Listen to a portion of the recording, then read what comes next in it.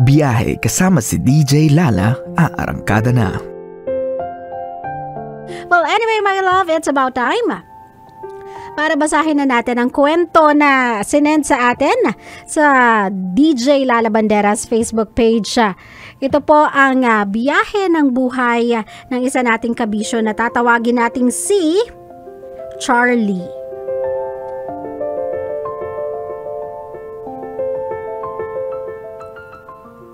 Hi DJ Lala. Ako po si Charlie from Rizal. Pero dito po ako nagwo-work sa Laguna. Isa po akong gay for almost 11 years. Sobrang nahihirapan na kasi ako. Hindi ko alam kung anong gagawin ko para tuluyan ko nang ma-let go yung feelings ko sa taong nasaktan ako emotionally and physically. Sobrang mahal ko si James. Kasalanan ko naman kung bakit bigla na siyang bumitaw. Alam ko at ramdam kong mahal niya ako at minahal niya ako. May pinag-awayan kasi kami at napunta sa sakitan. Wala na akong ibang balita sa kanya after niyang makipag-break sa akin. Gusto ko siya i-reach out, pero hindi ko alam kung paano.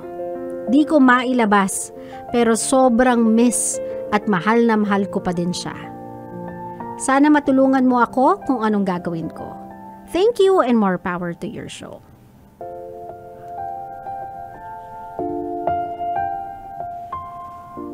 Well, hi sa'yo my love, and I'm sorry na hindi nag-work out sa inyong dalawa yung relationship ninyo.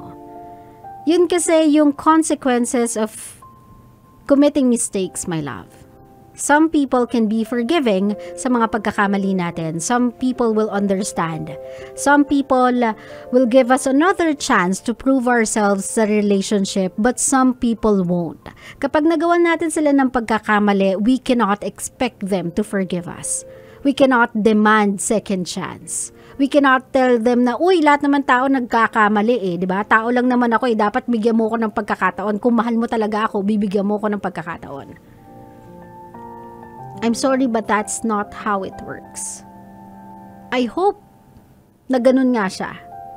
Ganun kadali humingi ng pangalawang tsansa sa taong nasaktan mo.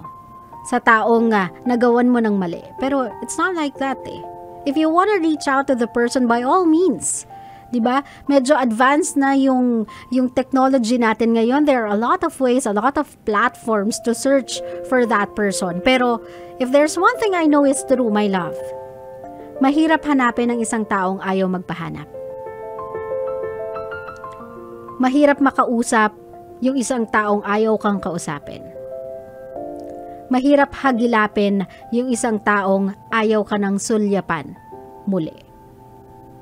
So kung hindi mo siya mahanap after all these years, hindi mo siya mahanap after everything you've done, after all the effort na ginawa mo at binuhos mo, hindi mo siya makita, then maybe you just have to accept na the reason as to why hindi mo siya mahanap.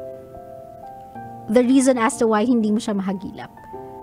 Kasi ayaw niya nang magpahanap. And you just have to accept that.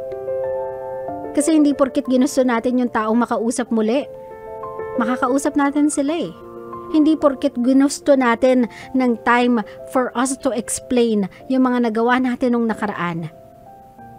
Irresponsibilidad nila at obligasyon nilang ibigay yun sa atin. Just because we think we deserve that. Yun na nga yung key term doon That's what we think. Kapag nakasakit tayo ng tao, we cannot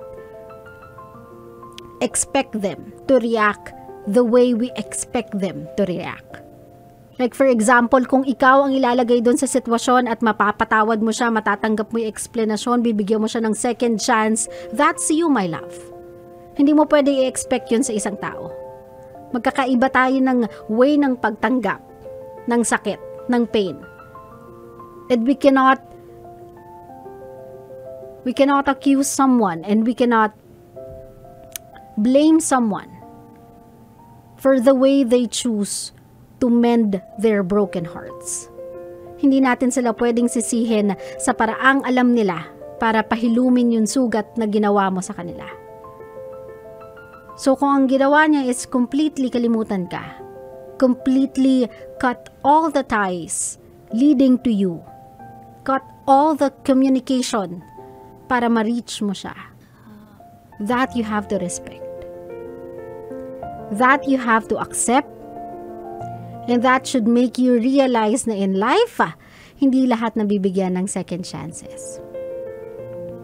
Pero I don't want you to continue blaming yourself for that.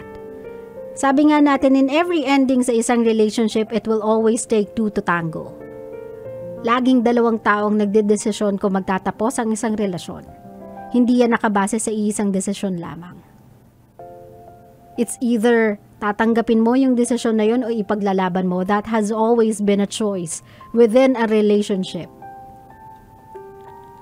So kung pinili mong tanggapin yung pakikipaghiwalay niya, pinili niya ding gawin na hiwalayan ka. So stop blaming yourself.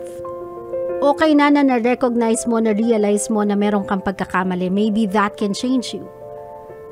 Maybe that has already taught you a lesson in life.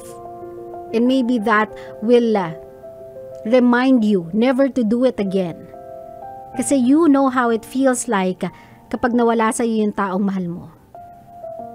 You know how it feels like kapag yung taong mahal mo, no matter what you do, hindi mo na makausap. No matter what you do, hindi mo na magawang lapitan. You know exactly how it feels like already. So maybe sa mga future relationships mo, you will be constantly reminded not to do the same mistake again. Hard lesson learned, kumbaga, my love. We just have to accept na sometimes sa buhay, walang take two. Walang second round. First round, first take, yun lang yung meron tayo to make it right. Kung nag-fail man tayo, ibig sabihin hindi yun para sa atin. Naintindihan mo ko, my love? So to answer your question, my love, anong gagawin mo? Accept. Accept the things you cannot change. Klaro? Klaro. Sa mga kabisyo natin na katulad ni Chris daw dapat yung itawag ko sa kanya. Ano bang tinawag ko sa kanya kanina? Alam ko ibang pangalan yung tinawag ko sa kanya pero nagpapatawag siyang Chris. So, kung katulad kayo ni Chris and you are trying to find a way to interact or contact your past again, ulitin ko sa inyo, mahal, mahirap hanapin ang mga taong ayaw nang magpahanap. And sometimes we just have to be happy that once in our lives, may dumaan sa ating ganong klaseng tao. Minahal tayo ng buong buo, ibinigay sa atin yung pagmamahal that they think we deserve. Kung nagkaroon man tayo ng pagkakamali, napakawala natin sila, let's not continue blaming ourselves for that. We didn't know any better. Nagkamali nga tayo. So kung kinaya niya tayong patawarin after all these years, hindi niya lang tayo binalikan pero nakuha niya tayong patawarin din natin yung mga sarili natin so that we can be happy. Hindi naman porket nagkamali ka, di ka na deserving sumaya. Tandaan mo yan.